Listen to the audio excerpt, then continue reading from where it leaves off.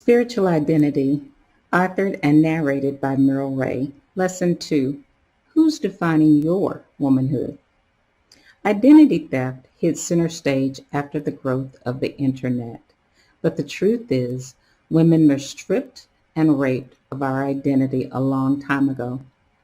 A woman today is looking to define what a good woman is and what a good man is not. Unlike many women of former generations who found their definition and strength in a safe, secure upbringing, it's quite possible that today's young girl may not have that luxury. Instead, she's left alone to find definition in the world or her view of the world, there be it her worldview. The problem is most women will find out too late that those definitions are not found in their culture or in their way of life. Contrary to popular behavior, we will not find our definition of self in the media, news, or multimedia. The world has become such a complex place that many girls will not find parent figures who can develop healthy identity at home or in the village next door anymore. Sadly, many times they won't even find healthy identity in the fellowship halls of a church. Unless women who care will intervene and help clarify for our sisters and daughters what real womanhood is, we may never find healthy identity, even if we live to be 100 years old. When I have looked for the right examples of a woman, the right tenderness of a man, and the boldness to live life without regret, I have, for better or worse, looked within my society for that answer. It's sad, but it's true. How much of our life is not really about living, but about what others expect of us? Real womanhood. What does it mean? And where do you find it? That ought to be the first essay that every young girl learns to write. We learn in elementary school that humans are mammals, that's a warm-blooded species that cares for its young and nurtures them from birth. Mammals, in essence, teach their young babies the basics about identity so that when the babies go out into the world on their own, they know something about themselves, their strengths, their challenges, and what makes them who they are so that they can thrive on their own. Yet when it comes to womanhood, it seems that today's young woman is forced to take her cues from any number of icons in society, rather than having spiritual moms and mother figures to help them. We need our spiritual moms and mother figures so that we can have help define for us what is that sound, moral clarity, good judgment, and strength in the real world. Like so many others, I've looked to define myself from many imperfect sources. Church leaders, business leaders, community leaders, I tried them all, hoping that they would give me some form of mentorship to push me towards success. Television, business, and political celebrities, even religious ones. A wide variety of popular people out there are defining the direction for us without a clue as to who we really are. It seems that we mainstream American women are working hard at the right to speak into our culture instead of making our culture earn the right to speak into us. When you see people on television and media, ask yourself, what has earned them the right to be able to speak into your life? What has given your culture the right to dictate your life?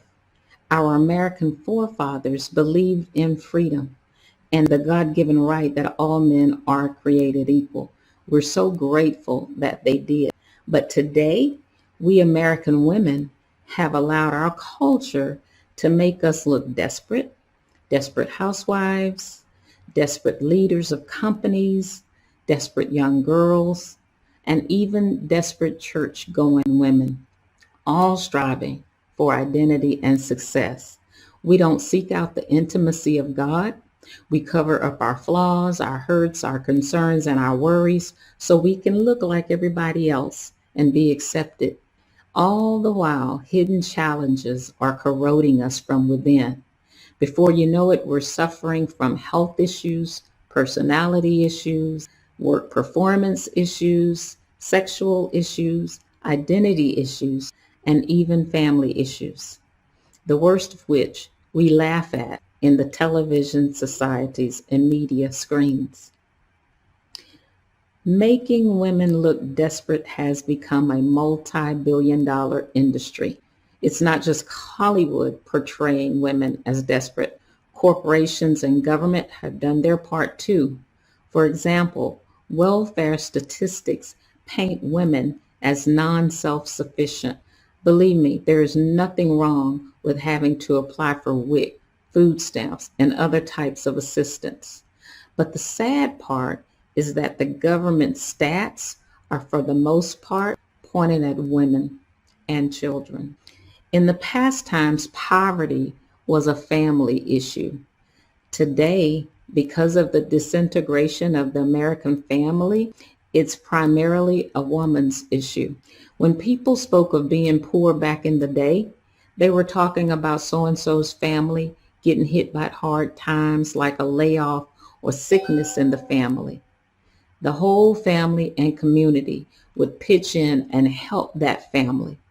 Today, however, thanks to divorce, when one speaks of poverty in America, they're talking about women and children. Women are not only in a state of depression by government statistics, corporate America also sees us as desperate. Behind closed boardroom doors, our male counterpart executives make jokes about our desires to break their glass ceilings. Some have said that it would take 40 years for women to achieve the same levels as men in corporate America. Like me, many women aren't willing to wait that long.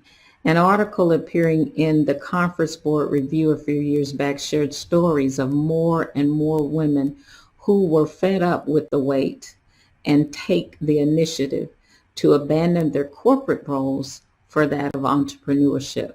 I was one of them, and I believe any woman who has started and run her own woman-owned business can say with me that there are days when one certainly feels desperate, no matter what her woman-owned business is.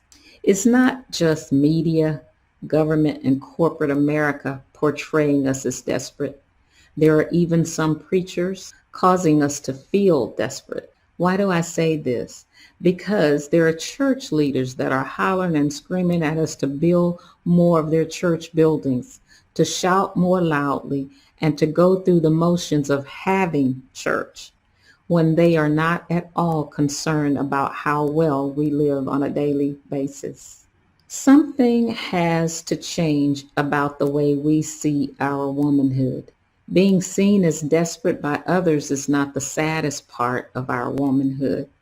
The saddest part of all is that inside, perhaps we really do feel desperate, stifled, hindered, and ready to implode because we've lost our source of true empowerment. We have vision, hopes, and dreams for the future, but we lack the power to see them to fruition. We know there's more to us than what we can see, yet we don't know how to use what God gave us to change things. We tend to look at those women around us and draw our conclusions from them, only to find that most times they are fighting desperation too.